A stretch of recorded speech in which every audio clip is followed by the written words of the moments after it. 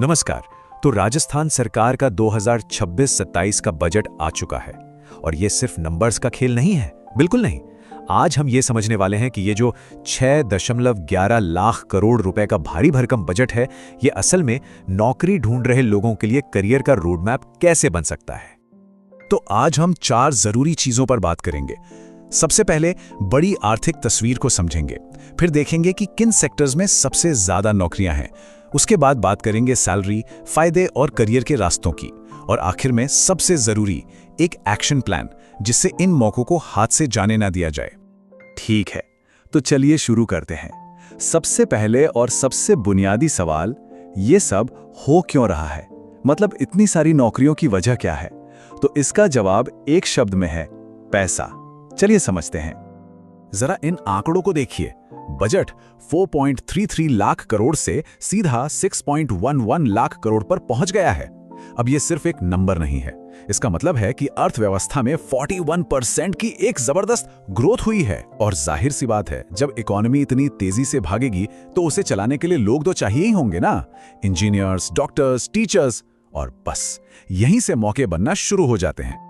अब देखिए, 2 बड़े सवाल मन में आते हैं। पहला, क्या सरकार के पास सच में इन नौकरियों के लिए पैसे हैं? और दूसरा, क्या ये भर्तियां ईमानदारी से होंगी? ये बजट इन दोनों सवालों का जवाब देने की कोशिश करता है। एक तरफ सरकार का कहना है कि उनका वित्तीय अनुशासन मजबूत है, मतलब सैलरी देने के लिए पैसा है, और दूसरी तरफ ये वादा भी है कि भर्ती प्रक्रिया पूरी तरह पारदर्शी होगी और समय पर होगी, यानी करप्शन और लेट लतीफी को रोकने की पूरी कोशिश होगी। ठीक है, तो अब हमें ये तो पता चल गया कि ये मौके क्यों बन रहे हैं। तो अब चलिए सीधे मुद्दे पर आते हैं और देखते हैं कि नौकरियां आखिर हैं कहां, कौन से सेक्टर्स में। तो सबसे पहले बात करते हैं हेल्थ केयर की। सरकार इस सेक्टर में पूरे 16,000 करोड़ रुपए लगा रही है। अब इसका सीधा सीधा मतलब क्या है? इसका मतलब है 608 नए जूनियर डॉक्टर्स और 4,000 से भी ज्यादा कॉन्ट्रैक्ट की नौकरियां नर्सिंग और सपोर्ट स्टाफ के लिए। और इतना ही नहीं, 6 नए मेडिकल कॉलेज भी खुल रहे हैं। मतलब भविष्य में मौके और भी बढ़ने वाले हैं। अब आते हैं शिक्षा के क्षेत्र पर। यहां एक बहुत इंटरेस्टिंग चीज हो रही है। फोकस अब पारंपरिक पढ़ाई से हटकर भविष्य की स्किल्स पर जा रहा है, जैसे ईवी मैकेनिक, सेमीकंडक्टर टेक्नीशियन। इन जैसी नई ट्रेड्स की मांग तेजी से बढ़ रही है। तो जिनके पास बीएड की डिग्री है या आईटीआई का सर्टिफिकेट है, उनके लिए 500 नए स्कूलों और कॉलेजों में बहुत अच्छे मौके बनने वाले हैं। इंफ्रास्ट्रक्चर और कृषि, ये 2 ऐसे सेक्टर्स हैं जहां बहुत बड़ा निवेश हो रहा है।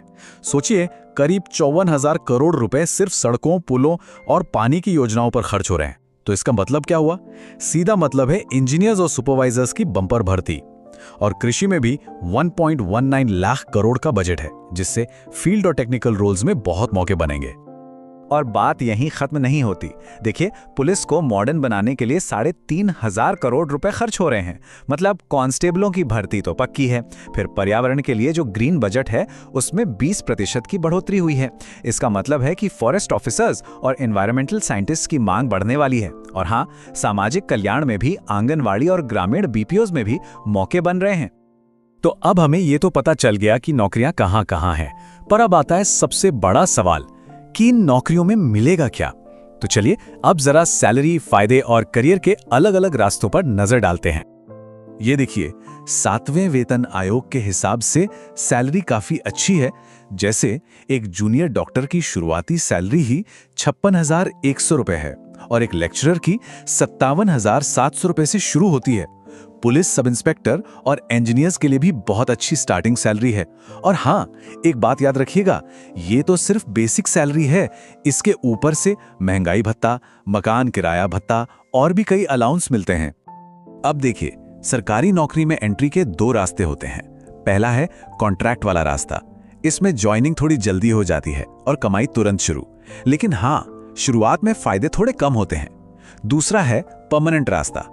इसमें पूरी जॉब सिक्योरिटी मिलती है, लेकिन सिलेक्शन प्रोसेस लंबा होता है। पर एक जरूरी बात यह है कि कॉन्ट्रैक्ट वाली जॉब को कम मत समझिए। कई बार यह परमानेंट जॉब पाने का सबसे तेज रास्ता भी बन जाती है। सरकारी नौकरी का मतलब सिर्फ सैलरी नहीं होता, इसके साथ एक पूरी सोशल सिक्योरिटी मिलती है।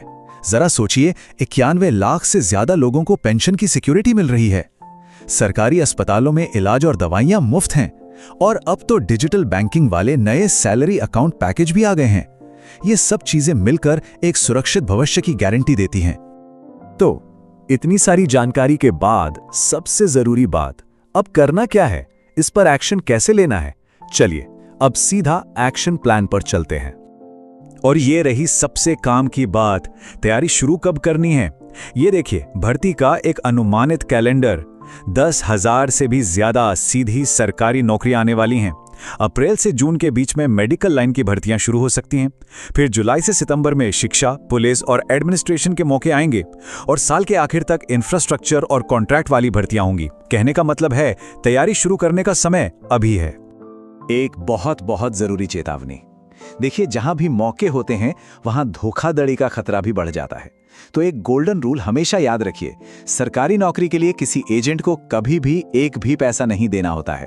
अगर कोई पैसे मांग रहा है या नौकरी की गारंटी दे रहा है तो समझ जाइए कि वो फ्रॉड है। हमेशा सिर्फ और सिर्फ ऑफिशियल वेबसाइट्स पर ही भरोसा करें। तो चलिए अब तैयारी की बात करते हैं। सबसे पहला काम है अपना डिजिटल टूलकिट तैयार करना। स्क्रीन पर जो ऑफिशियल वेबसाइट्स दिख रही हैं, उन्हें आज ही अपने ब्राउजर में बुकमार्क कर लीजिए और एक आदत बना लीजिए, इन्हें रोज सुबह 10 बजे और शाम 5 बजे चेक करने की। साथ ही अपने जितने भी जरूरी डॉक्यूमेंट्स हैं, जैसे एजुकेशनल सर्टिफिकेट्स, कास्ट सर्टिफिकेट, आधार कार्ड, इन सबको अभी से स्कैन करके एक फोल्डर में सेव कर लीजिए। ये रहा आपके लिए एक सीधा साधा 30 दिन का एक्शन प्लान।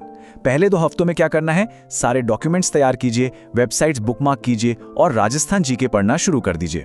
अगले 2 हफ्तों में मॉक टेस्ट दीजिए, अपनी कमजोरियों को पहचानिए, पुराने पेपर्स सॉल्व कीजिए और कंप्यूटर स्किल्स को थोड़ा और बेहतर बनाइए। और फिर जैसे ही नोटिफिकेशन आए फौरन अप्लाई कीजिए और रिवीजन में जुट जाइए। तो बात बिल्कुल साफ है, 6.11 लाख करोड़ का बजट, 10,000 से ज्यादा नौकरियां और 4 से भी ज्यादा बड़े सेक्टर्स। सरकार ने तो अपना रोड मैप सामने रख दिया है। अब इस पूरी कहानी में बस एक ही चीज बची है और वो है आपकी तैयारी। मौका तो सामने है, ये तय है। सवाल बस इतना है कि क्या आप तैयार हैं? सीखते रहिए और आगे बढ़ते रहिए।